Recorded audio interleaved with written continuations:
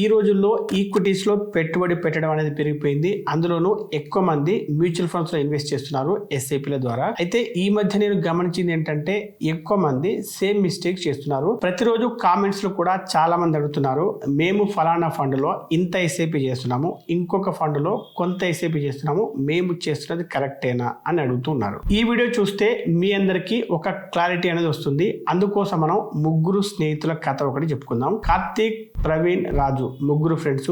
ముగ్గురు వయసు 25 నుండి 30 సంవత్సరాల వయసు మధ్యలో ఉంటుంది. వీరు నెలకు 5,000 రూపాయల ఎస్ఐపిని స్టార్ట్ చేశారు. ప్రతి సంవత్సరం వీరి శాలరీ పెరుగుతూ ఉంటుంది కాబట్టి దానికి తగ్గట్టుగానే ఆ ఎస్ఐపిని కూడా ప్రతి సంవత్సరం 10% పెంచుకుంటూ పోయారు. అంటే స్టెప్ అప్ ఎస్ఐపి చేస్తూ పోయారు. స్టెప్ అప్ ఎస్ఐపి అంటే ఈ సంవత్సరం ప్రతి నెల 5,000 రూపాయలు పెడుతున్నారు అనుకోండి, వచ్చే సంవత్సరం 5,000 ప్లస్ 10% అంటే 5,500 నెలకి. ఆ తర్వాత సంవత్సరం 5,500 ప్లస్ 10% అంటే 6,050 రూపాయలు. మళ్ళీ ఇక్కడ చాలా మందికి ఒక డౌట్ వస్తుంది, కామెంట్స్ కూడా పెట్టవచ్చు, మా డిమాట్ అకౌంట్ లో ఈ ఆప్షన్ కనబడట్లేదు కదా అని. చాలా వాటిల్లో ఈ ఆప్షన్ ఉండదు. మీరే మాన్యువల్ గా ఆ అమౌంట్ ను ఎడిట్ చేసుకోవాల్సి ఉంటుంది. ఇక విషయంలోకి వస్తే ఈ ముగ్గురు ఫ్రెండ్స్ తమ ఎస్ఐపిలను 25 సంవత్సరాల పాటు కంటిన్యూ చేశారు. 25 సంవత్సరాల తర్వాత ఒక్కొక్కరికి ఎంతెంత కార్పస్ వచ్చిందో చూద్దాం. కార్తీక్ కి 2,40,00,000, ప్రవీణ్ కి 3,14,00,000, రాజుకి 4,34,00,000 వచ్చాయి.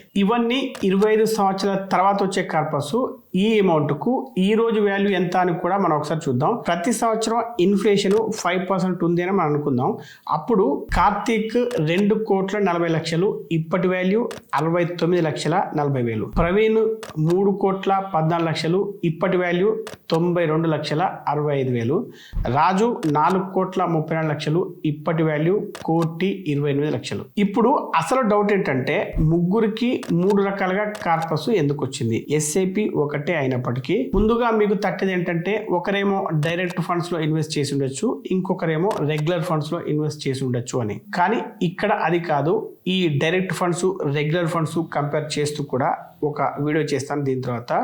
మరి డైరెక్ట్ రెగ్యులర్ కాకపోతే మరి ముగ్గురి మధ్య తేడా ఏముంది? ముగ్గురు వేరువేరు డిమాట్ అకౌంట్స్ ద్వారా ఎస్ఐపి చేశారా అని కూడా కొంతమంది డౌట్ రావచ్చు. కానీ డిమాట్ అకౌంట్ కూడా అందరూ ఒకటే యూజ్ చేశారని అనుకుందాం. ఉదాహరణకు మ్యూచువల్ ఫండ్స్ విషయంలో ఎక్కువ ఛార్జీలు వసూలు చేస్తారు అని మీకు సందేహం కలగవచ్చు. అలాగే మీరు డైరెక్ట్ గానో ఇండైరెక్ట్ గానో రకరకాల ఛార్జీలు చెల్లించాల్సి రావచ్చు. ఇలాంటి సందర్భాల్లో మీరు చేయాల్సిన ఒక స్మార్ట్ పని ఏంటంటే శూన్య అనేది ఒక మంచి ట్రేడింగ్ ప్లాట్ఫామ్ అని చెప్పవచ్చు. ఎందుకంటే ఇందులో ఛార్జెస్ అనేవి చాలా తక్కువగా ఉంటాయి. మ్యూచువల్ ఫండ్స్ విషయానికి వస్తే కమిషన్ అనేది ఉండదు. ఏఎంసి అంటే యాన్యువల్ మెయింటెనెన్స్ ఛార్జెస్ కూడా ఇందులో ఉండవు. ఒకవేళ మీరు ట్రేడింగ్ చేస్తూ ఉన్నట్లయితే ఛార్జీలు తక్కువగా ఉండి మంచి సేవింగ్ కోసం చూస్తున్నట్లయితే శూన్యలో మీకు ఒక్కొక్క ఎగ్జిక్యూటివ్ ఆర్డర్ కు 5 రూపాయలు మాత్రమే ఛార్జ్ చేయబడతాయి. అలాగే 0 అకౌంట్ ఓపెనింగ్ ఛార్జీలు, 0 ఏఎంసి, ఇంకా 0 హిడెన్ ఛార్జెస్. ఒకవేళ అది డెలివరీ అయితే బ్రోకరేజ్ కూడా 0.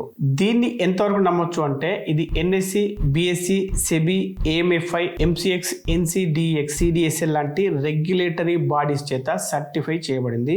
మరి మీరు కూడా ఈ సౌకర్యాన్ని ఉపయోగించుకోవాలనుకుంటే శూన్య యొక్క డిమాట్ అకౌంట్ ఓపెన్ చేసుకోవచ్చు. అందుకు మీరు వీడియో క్రింద డిస్క్రిప్షన్ లో లేదా పిన్నుడ్ కామెంట్స్ వచ్చిన లింక్ ను క్లిక్ చేయండి. ఇప్పుడు ఇక్కడ జరిగిన విషయం ఏంటో తెలుసుకుందాం. కార్తీక్ నెలకు 5,000 రూపాయల ఎస్ఐపి చేసింది ఎక్కడ అంటే నిఫ్టీ 50కి సంబంధించిన ఫండ్ లో. ప్రవీణ్ ఏం చేశారంటే 2,500 రూపాయలేమో నిఫ్టీ 50, ఇంకొక 2,500 రూపాయలు మిడ్ క్యాప్ 150కి సంబంధించిన ఫండ్ లో ఎస్ఐపి చేశాడు. మరి రాజ్ ఏం చేశారంటే 2,000 రూపాయలేమో నిఫ్టీ 50 ఫండ్ లో, 1,500 రూపాయలేమో మిడ్ క్యాప్ 150కి సంబంధించిన ఫండ్ లో, ఇంకొక 1,500 రూపాయలు స్మాల్ క్యాప్ 250కి సంబంధించిన ఫండ్ లో ఇన్వెస్ట్ చేశాడు. ఇప్పుడు ఒక్కొక్క ఫండ్ ఎంత రిటర్న్స్ ఇచ్చిందనే చూద్దాం. నిఫ్టీ 50 సిఏజిఆర్ ఎంత అంటే 13%, మిడ్ క్యాప్ 150 సిఏజిఆర్ ఎంత అంటే 16%, స్మాల్ క్యాప్ 250 సిఏజిఆర్ ఎంత అంటే సంవత్సరానికి 20%. ఇదంతా చూసిన తర్వాత రాజుకు ఎందుకు ఎక్కువ రిటర్న్స్ వచ్చాయి అనేది మీకు అర్థమై ఉంటుంది.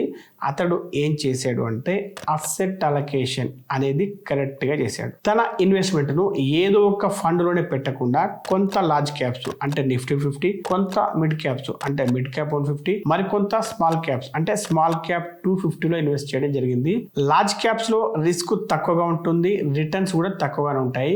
మిడ్ క్యాప్స్ లో రిస్క్ కొంచెం ఎక్కువగా ఉంటుంది, రిటర్న్స్ కూడా ఎక్కువగానే ఉంటాయి. అలాగే స్మాల్ క్యాప్స్ లో రిస్క్ ఎక్కువగా ఉంటుంది, రిటర్న్స్ కూడా అదే స్థాయిలో వీటిల్లో ఎక్కువగానే ఉంటాయి. అసెట్ అలొకేషన్ కు ఇదొక పర్ఫెక్ట్ ఎగ్జాంపుల్ అని చెప్పొచ్చు. అందుకే మీరు ఈ వీడియోను లైక్ చేసి మీకు తెలిసిన వారందరికీ ఫార్వర్డ్ చేయండి. అలాగే వీడియో మధ్యలో చెప్పినట్టుగా మీరు కూడా శూన్య యొక్క డీమ్యాట్ అకౌంట్ ఓపెన్ చేసుకోవాలంటే వీడియో కింద డిస్క్రిప్షన్ లో లేదా పిన్నుడ్ కామెంట్స్ వచ్చిన లింక్ ను క్లిక్ చేయండి.